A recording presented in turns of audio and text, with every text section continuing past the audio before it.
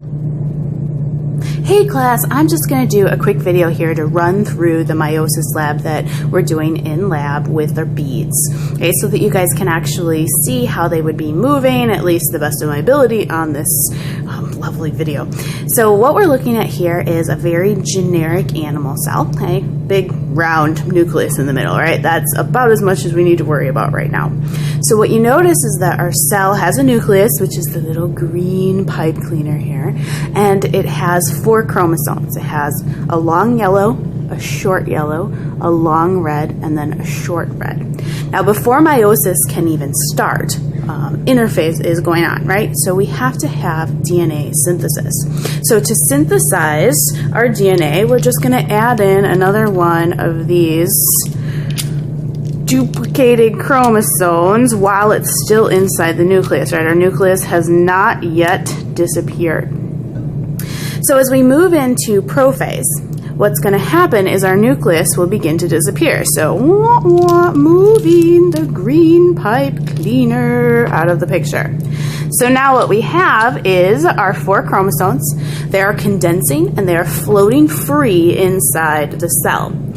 Now, during meiosis, one of the things we do in the cell in order to help with our genetic diversity during prophase 1 is called our crossing over event.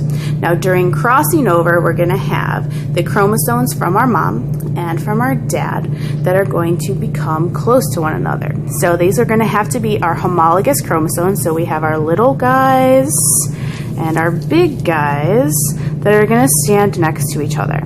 Right, so this is what we call our tetrad, right? So they're going to find each other, again, still in prophase, and they're going to potentially exchange some information. Okay, so what will happen is the chromosome from mom and dad are going to cross over one another. Okay, they may do it in a couple of places, and they're actually going to exchange their DNA. Okay, so if we pull off 3 of the yellow, it will exchange with 3 of our red.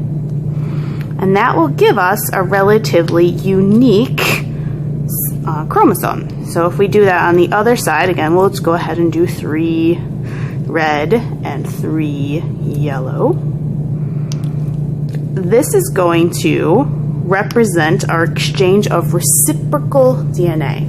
So if we do that on our shorter guys, we'll just go ahead and take 2 yellow, 2 red, and flip-flop them.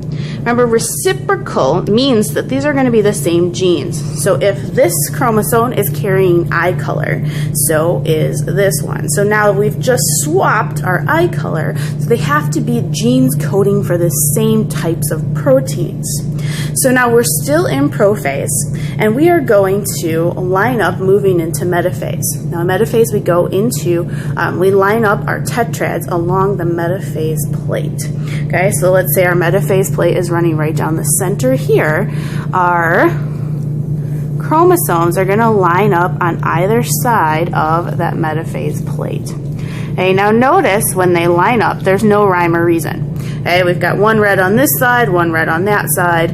We could have it so that there's 2 reds on one side, 2 yellows on the side. Okay, so it really doesn't matter. This is what we call independent assortment, which is going to happen during metaphase 1, during meiosis 1. So right now we're on either side of our metaphase plate, and we're going to move into anaphase 1. Now during anaphase, we're going to see the tetrads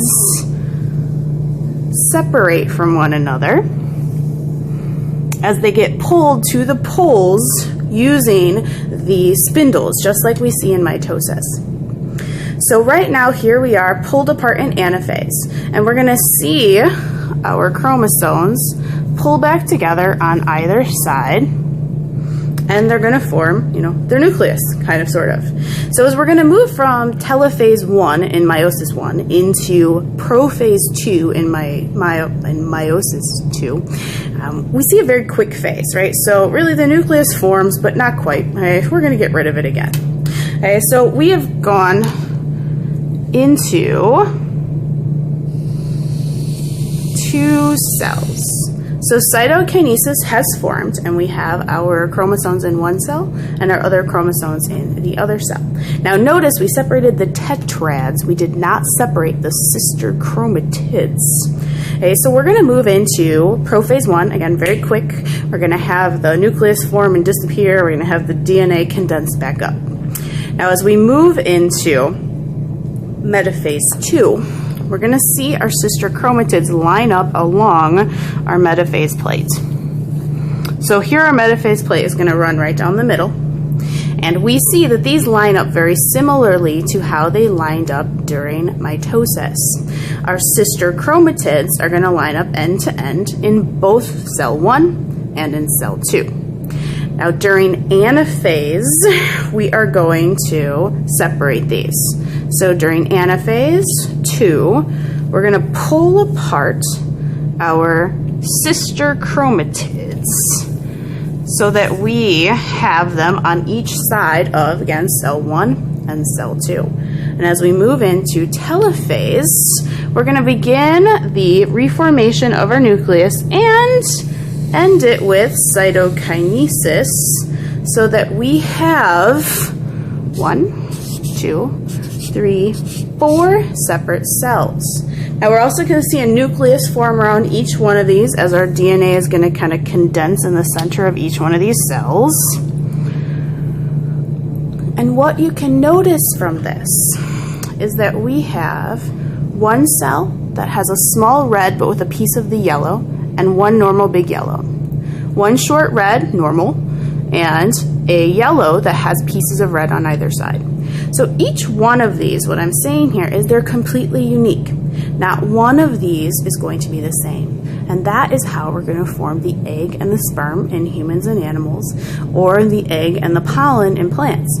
Each one of these is perfectly unique and also a haploid cell.